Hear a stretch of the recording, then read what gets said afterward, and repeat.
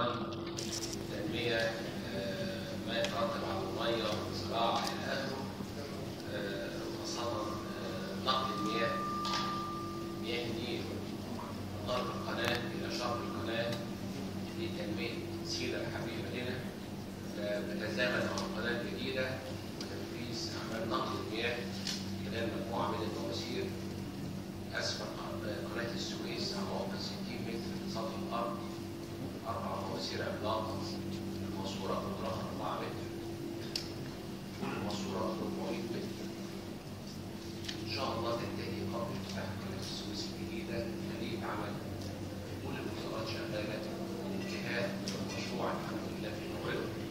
فهي في إصدار هذا الكلام وأعلنت في زيارة السيدة الوزيرة سكان إلى محافظة إسماعيلية، هي يعني ولكن الهدف من اللقاء مع حضراتكم مش بعيد خالص عن القضية السودانية، ولكن مخاطبة وجدتها فرصة نخاطب هو اللي احنا بنعمله في هذه المشروعات سكان جذب في منطقة شرق القناة تبع محافظة إسماعيلية بالتحديد، وبالتالي دور حضراتكم في المحافظة.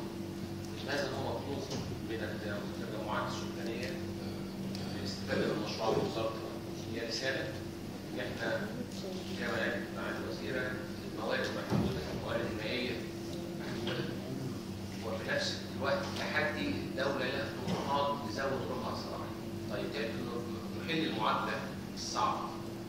مياه محدودة وفي نفس الوقت طموحات زيادة.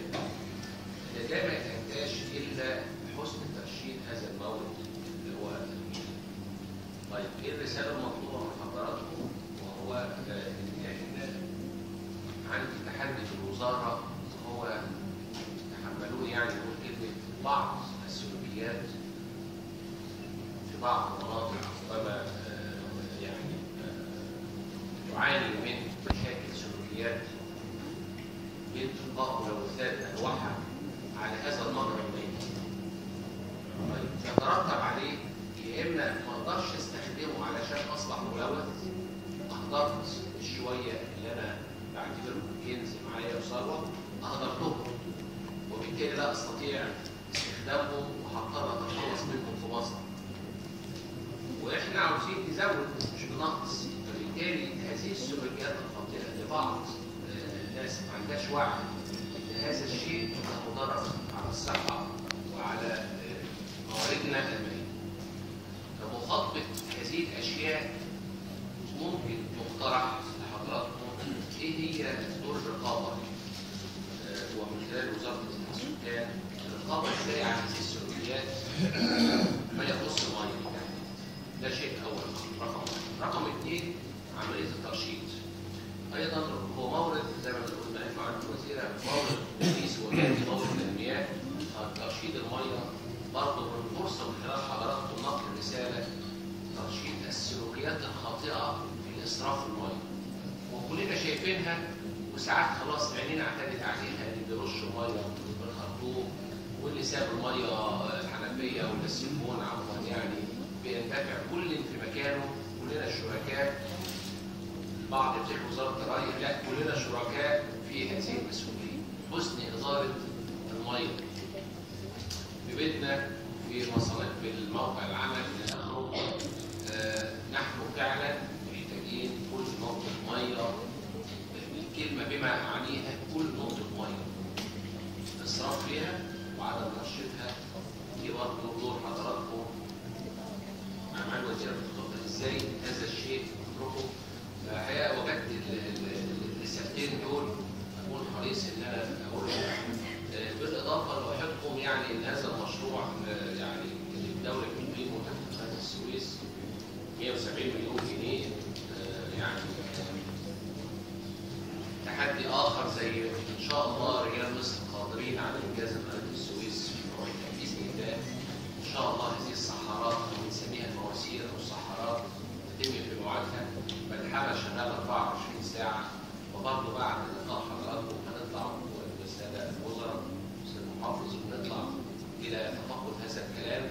هو نوع اخر من التنميه البشريه بس من خلال عمل هندسي او فني في وزاره الري. انا لا اطيل حتى اطلب فرصه مع الوزيره اشكر حضراتكم على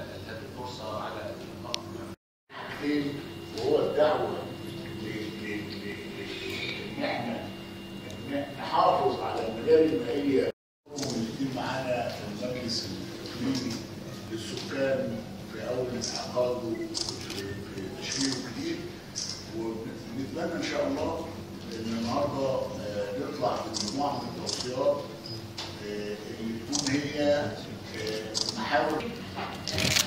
شكرا معالي المحافظ، وبرحب بمعالي وزير الري وكل الساده المسؤولين والاخوه الاعزاء. مش اول مره التقي بحضراتكم في المجلس الاقليمي، دي تاني مره الا لو كان حد اتغير منكم، لكن ده بالنسبه لي شرف ان انا اقدر اقعد معاكم تاني ونتناقش فيما يخص كل القضايا السكانيه. انا شايفه ان احنا بالنسبه للاسماعيليه دي محافظه من المحافظات اللي احنا مركزين عليها في برنامج الخطط السكانيه بتاعنا. عايزه اشكر حضراتكم على كل العمل اللي بتعملوه من اجل نهوض المحافظه والعمل على جميع المستويات. مشكلتنا في الاسماعيليه فيها زياده في عدد المواليد. عندنا كمان نسبه الشباب المسؤوله، احنا دايما بنقول نسبه الشباب في المحافظات اللي مسؤوله عن يعني رعايه اسرتها طبقا للاعداد السكانيه اللي موجوده في المحافظه. الاسماعيليه من المحافظات اللي فيها نسبه شباب عاليه. الاسماعيليه من المحافظات اللي فيها شويه يعني محتاجين اكتر ان احنا نفعل فيها الخدمات الصحيه خاصه في تنظيم الاسره.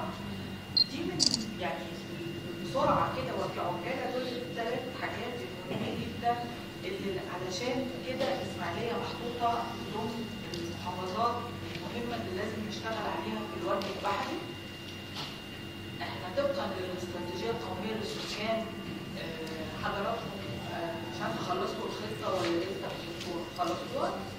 طيب ما خلصتوا الخطه، فبالتالي من بدايه من شهر مايو بما ان الخطه اتحطت خلاص يبقى احنا كل شهر عايزين نعرف التطورات اللي بتحصل على تنفيذ الخطه، لانه طبعا حضراتكم لازم تبقوا عارفين انه دوله رئيس الوزراء عاوز متابعه وثيقه جدا جدا بما يتم على مستوى المحافظات بالنسبه للبرنامج السكاني، وبالتالي انا انتظر من حضراتكم تقارير شهريه عن ما يحدث داخل المحافظه بخصوص الخطه عشان نعرف ان الدنيا ماشيه مظبوط مطلوب في الاسماعيليه من وجهه نظر سكانيه.